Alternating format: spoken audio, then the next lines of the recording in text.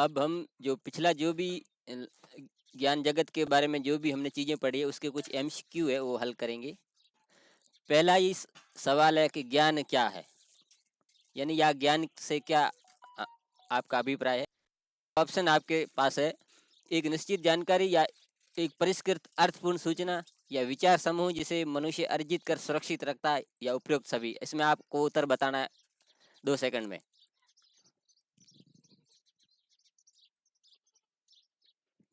कल ही अपने इसमें ज्ञान के बारे में पढ़ा है या परसों वाली क्लास में। तो इसमें जो ज्ञान होता है वो परिष्कृत और अर्थपूर्ण जो सूचना होती है, जानकारी होती है, उसे ज्ञान कहते हैं। ये इसका बिल्कुल राइट आंसर है।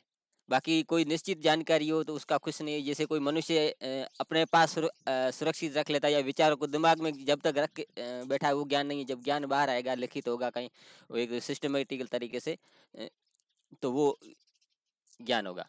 ठीक है, तो इसका सेकंड है परिष्कृत अर्थपूर्ण सूचना।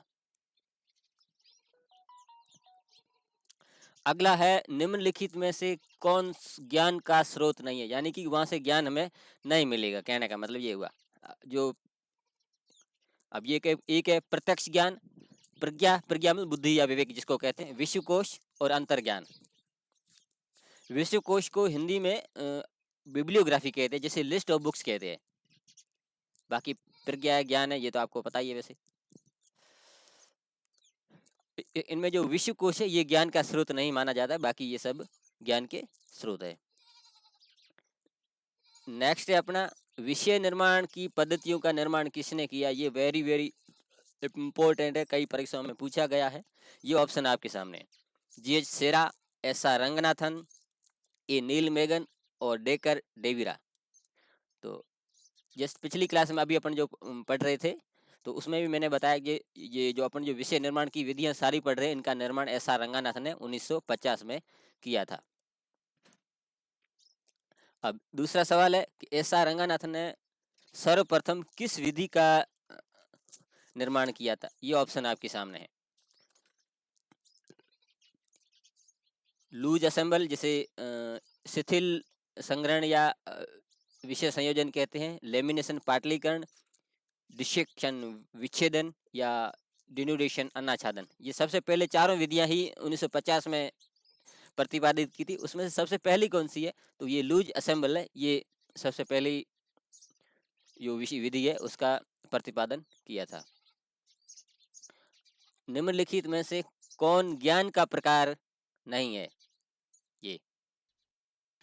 ये इससे पहले दूसरा तीसरा जो सवाल था उसी का मिलता जुलता सवाल है। एक तर्क संगत ज्ञान, सहज ज्ञान, मनोवैज्ञानिक ज्ञान, ऐतिहासिक ज्ञान। ये 4 ऑप्शन है, इसमें आपको बताना है कि ज्ञान का प्रकार कौन सा नहीं है। तो ये इसमें जो ऐतिहासिक ज्ञान है ये ज्ञान का प्रकार नहीं है, बाकी सब ज्ञान के प्रकार है। अगला है आध्यात्मिक ज्ञान निम्नलिखित में से किससे संबंधित है। हम जो अध्यात्म की आजकल बातचीत होती है कि हमें अध्यात्म की ओर जाना चाहिए, स्पिरिचुअल होना चाहिए, तो किससे संबंधित है। तो ये 4 ऑप्शन है, धर्म, आत्मा, विश्वास और प्रज्ञा। मुझे नहीं लगता कि ये सवाल कोई गलत पर कर पाएगा, क्योंकि अध्यात्म का जो ज्ञान है वो आत्मा से संबंधित है।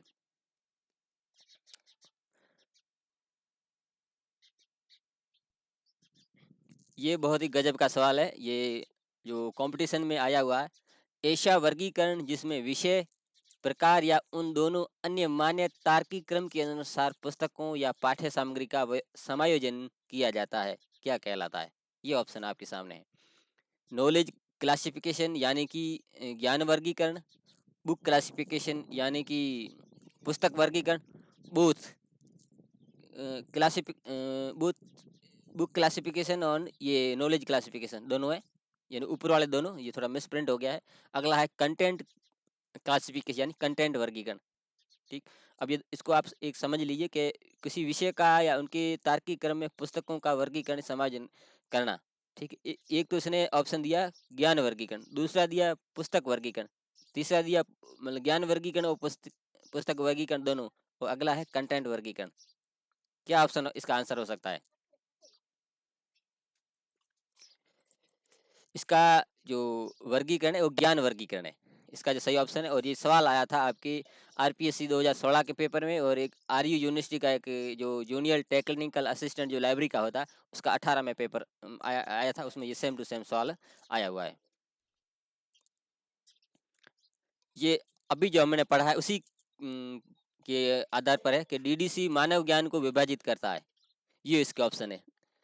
10 विभागों में, 10 मूल विभागों में, 100 मूल विभागों में, 1000 मूल विभागों में और 10,000 मूल विभागों में। ये जो हरियाणा एग्रीकल्चर लाइब्रेरियन का 2019 में जो पेपर हुआ था उसमें आया। इसमें ये जो डीडीसी है ये 10 विभाजन वाली पद्धति है। 10 विभाजन है, इसमें 10 मूल श्रेणियों में ये विभाजित कर, यानी पहले 10 में करता, फिर उसको प्रत्येक को 10 में करता, फिर उसको प्रत्येक को 10 में करता, यानी कि इसका जो आधार है वो 10 है।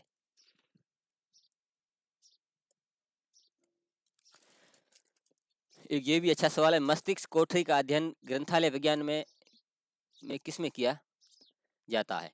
ठीक, अब ये सवाल 2016 का है। अब जैसे computer and information technology, universe of knowledge और सिस्टम एनालिसिस, ये हो या ऊपर में से कोई नहीं।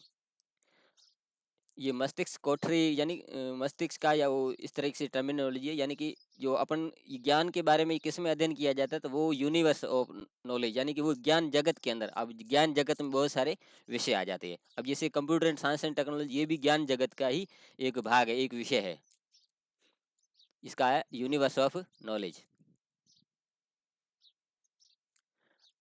अच्छा सवाल आया, ये सवाल पहले भी आया था, उसको घुमा के इसने सवाल अभी ये दिया है कि व्हाट इज नॉलेज। नॉलेज क्या है? अज्ञात मानवीय विचार, असंगठित सूचनाओं का संग्रह यानी डिसऑर्गेनाइज्ड सेट ऑफ इंफॉर्मेशन, या ऑर्गेनाइज्ड बॉडी ऑफ इंफॉर्मेशन यानी सूचनाओं का संगठित स्वरूप, और अनएक्सप्लेनेड कलेक्शन ऑफ आइडिया यानी अस्पष्ट डाटा संग्रह। बिल्कुल ही सरल सवाल है। और अभी जो हमें पढ़ा था, सूचनाओं का जो संगठित स्वरूप होता है, संगठित और परिष्कृत, वो ही ज्ञान होता है। तो इसका ये सी ऑप्शन है। ये आरपीएससी के 2016 के पेपर में आया हुआ है।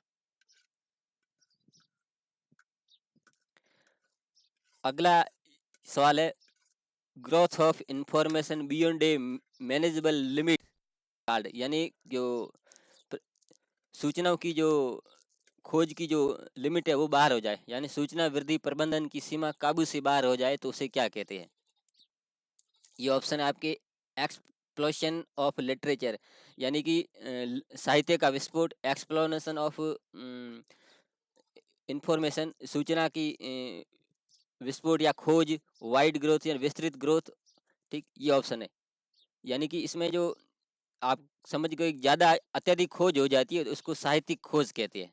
ठीक, और ये सवाल पेपर जो सवाल है 2019 वाले थर्ड ग्रेड में पेपर में आया हुआ था। ठीक, अब ये सवाल सेम टू सेम घुमा के अभी जो भर्ती आई है उसी में उसमें आ गया, same to same. Language change की, बाकी कुछ नहीं किया। अभी ये जो सेकंड ग्रेड की जो परीक्षा हुई है, N exhaustive search for all publication on specific topic is called, यानी विशिष्ट विषय पर समस्त प्रकाशनों के लिए एक विस्तृत खोज को कहा जाता है, तो उसको साहित्यिक खोज कहते हैं। ये अभी वाले जो पेपर हुआ इसी में आया था, यानी सवाल वही का वही था, लेकिन लैंग्वेज घुमा दिया, सेंस चेंज कर दिया है ये।